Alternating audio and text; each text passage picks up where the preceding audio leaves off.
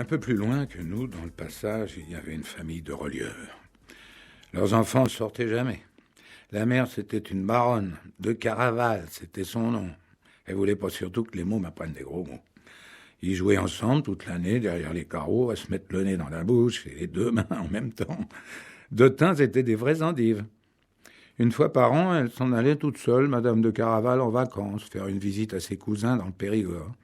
Elle racontait à tout le monde que ses parents venaient la chercher à la gare avec leur break et 4 chevaux hors concours. Et puis ils traversaient ensemble des domaines à l'infini. Dans l'avenue du château, les paysans accouraient pour s'agenouiller sur leur passage. Comme ça qu'elle causait. Une année, elle a emmené ses 2 mômes. Elle est revenue seule à l'hiver, beaucoup plus tard que d'habitude. Elle portait un deuil immense. On voyait plus sa figure recouverte de voile. Elle n'a rien expliqué du tout. Elle est montée en haut se coucher, elle n'a plus parlé à personne.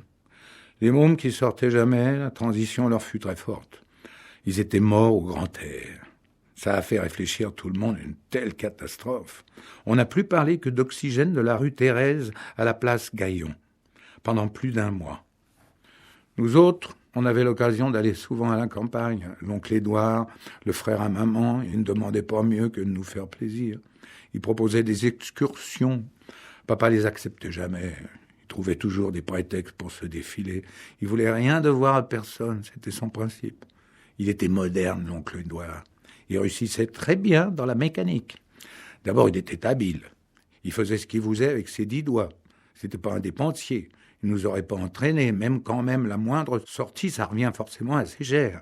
100 sous, comme disait maman. Ça fond dès qu'on est dehors. La triste histoire des Caraval avait quand même ému le passage, si profondément qu'il avait fallu prendre des mesures. Soudain, on a découvert que tout le monde était palo. On se refilait des conseils entre boutiques et magasins. On pensait plus que par microbes ou au désastre de l'infection. Les mômes, ils l'ont senti passer, la sollicitude des familles. Il a fallu qu'ils se la tapent, l'huile de foie de morue, renforcée à redoublement par bonbonne et par citerne. Franchement, ça faisait pas grand-chose. Ça leur donnait des renvois. Ils en devenaient encore plus verts. Déjà qu'ils tenaient pas en l'air, l'huile leur coupait toute la